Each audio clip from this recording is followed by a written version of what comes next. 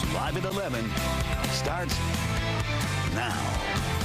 Well, we begin with a live look outside from our Fox 2 Tower Cam on this cloudy and rainy Tuesday across Metro Detroit. Good morning. Thanks for being with us. I'm Amy Lange. And I'm Brandon Hudson. Rainy morning. Several severe weather threats.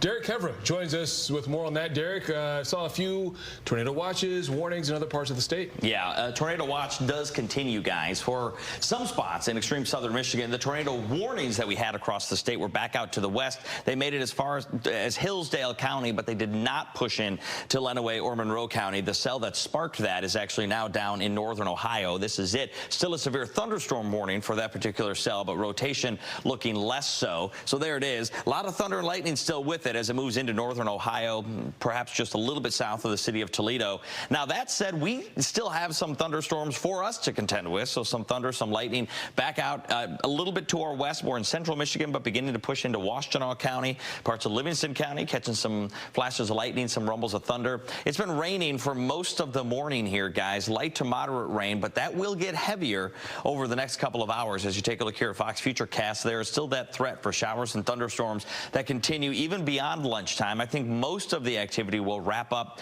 between now and 2 o'clock, so that gives us about another 2 to 3 hours of that. Here's 1 o'clock, 91% chance of rain, 66% as we get towards 2 o'clock, and then a big drop-off as we head later this evening. So that is going to be the story there.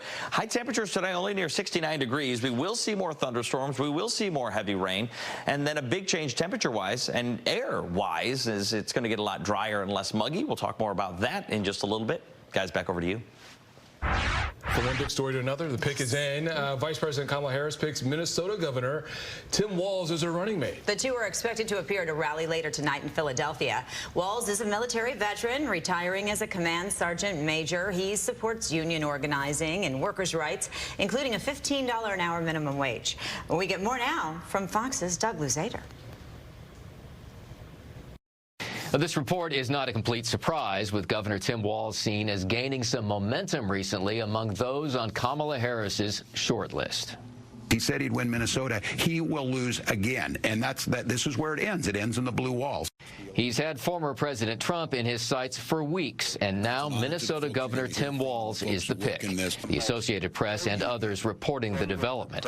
By all indications, Vice President Kamala Harris waited until the last minute to make her decision, something many Democrats saw coming. What I've seen from the reporting and heard from folks in D.C. is that Tim Walz just warms your heart, and that the vetting team really enjoyed being with him, and he is responsible for a large amount of the vibes that are going on right now in the Kamala camp. Walz is a progressive governor and labor union favorite who could also help Democrats protect Minnesota from any inroads from the Trump campaign. He appears to have narrowly edged out Pennsylvania Governor Josh Shapiro, who, as a moderate, could have helped balance the ticket ideologically and perhaps delivered a key swing state in the process. Harris and her new running mate will now hit the road, traveling to 7 swing states in 5 days. The Trump campaign, meantime, is dispatching vice presidential nominee J.D. Vance to essentially shadow the new Democratic team in coming days to counter their pitch. And in the wake of a massive sell-off on Wall Street yesterday, expect a renewed focus on the economy. And that's an issue that resonates in the upper Midwest, as the Harris campaign no doubt hopes that Governor Walz will help them win over voters there. In Washington, Doug Luzader, Fox News. And it's also a big day in politics in our state as primary elections. They are underway across Michigan. Yeah, and you had a lot of time to vote in advance, but if you did not do that, voters are now making their picks for the U.S. Senate and other local races. Fox 2's Robin Murdoch has more on what to expect while voting today, and she is out there at the polls. Good morning, Robin.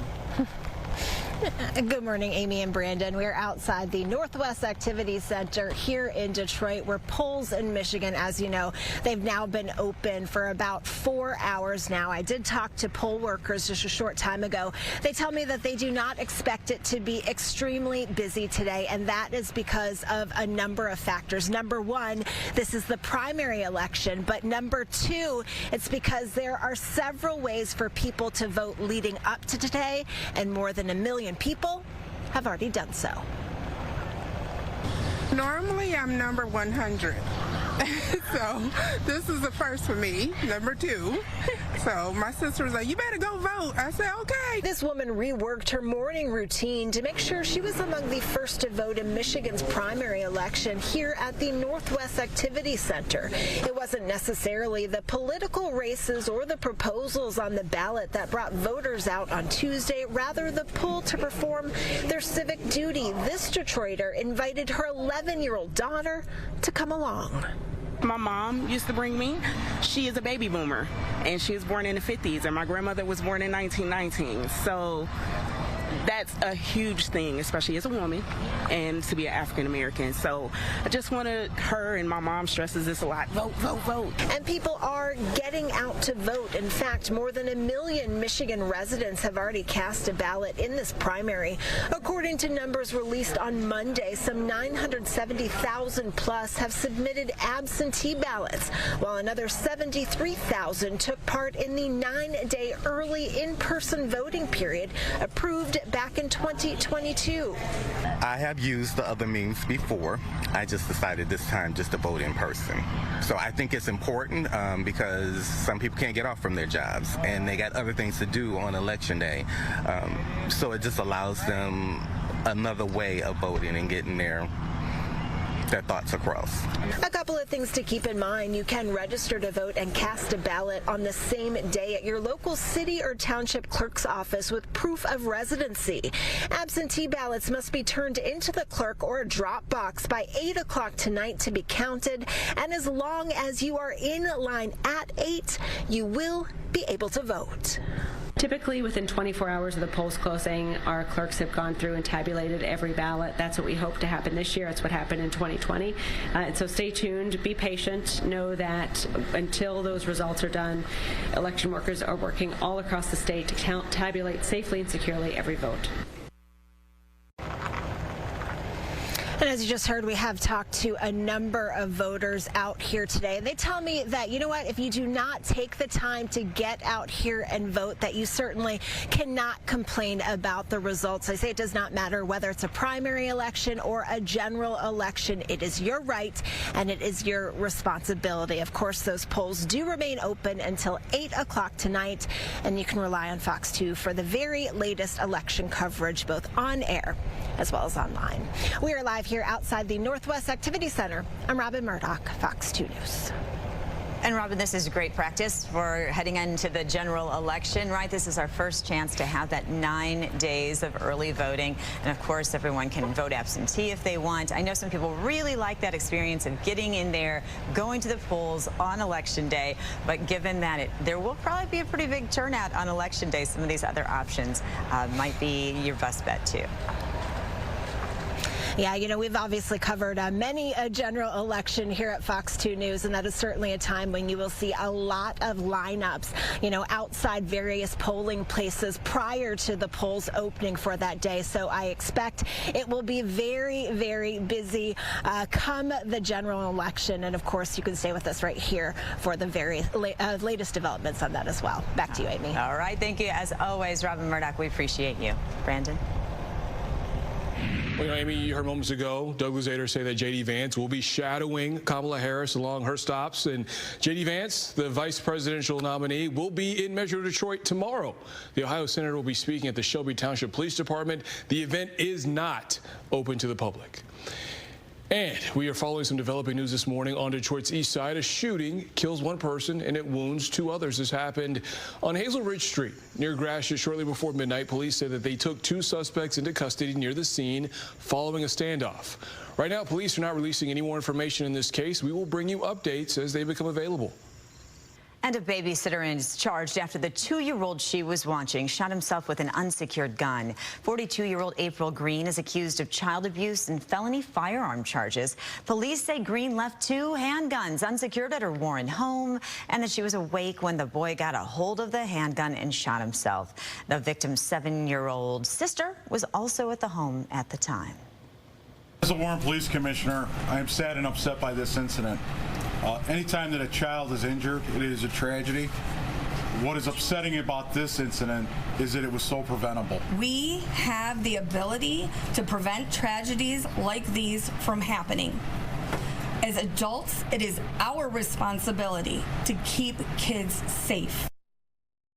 And of course, we do have those safe storage laws now. The child was taken to the hospital, is expected to be okay. Well, a man accused of killing a mother of two in a crash faces a judge. 25-year-old DeTwan Austin was arraigned Monday on 2 felonies. Police say that Austin was drunk when he rammed into an F-150 that was stopped at an intersection in Sterling Heights over the weekend. The driver, 54-year-old Melissa Oberg, died at the scene. Her 30-year-old son was also in the truck. He was badly burned. Doesn't make any sense. I don't get it. Time and time again, it happens. You know, the person that caused this accident is drinking and driving, ends up walking away unscathed physically. Austin faces up to 20 years in prison if he's convicted. A GoFundMe has been set up to help the family. If you would like to donate, we'll put a link on the website, fox2detroit.com. Now to an act of cruelty that was in Detroit where a driver appears to intentionally hit a man riding on a bike. I mean, who does that? And we've learned the driver might also be the one who posted video of the alleged crime on social media. Fox 2's Jessica Dupnack reports. What do you think of that? I think the person ain't even try to avoid him. Fellow bicyclist Randall Cousins is right. Instead of stopping to help the man on the bike that he just hit on purpose, the driver posted the POV video on Instagram for clout. I think they have no conscience and don't care. It happened on Detroit's east side last Thursday morning here off Edgewood near Isham. The bicyclist's shoes still here Monday. He was knocked off the bike and out of those shoes. We're told both of his legs are broken.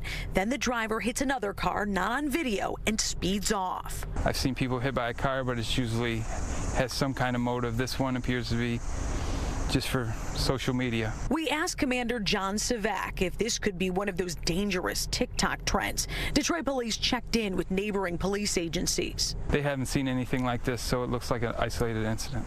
The DPD has some work to do. The driver wiped his social media off the map since it was posted last week. Now they'll need warrants to search those accounts. He's not going to get away with it. This is right where you ride, literally. Yeah, I ride around here every day. This is Randall's route. He shook the thought of someone being so heartless still out there. He does take precautions already.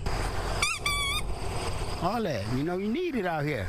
This area in particular on the city's east side, he says, it's tough to navigate a bike safely. Too many close calls to count. But over here, for some reason, they speed, don't care, honk their horn, cuss you out. You got rights like them.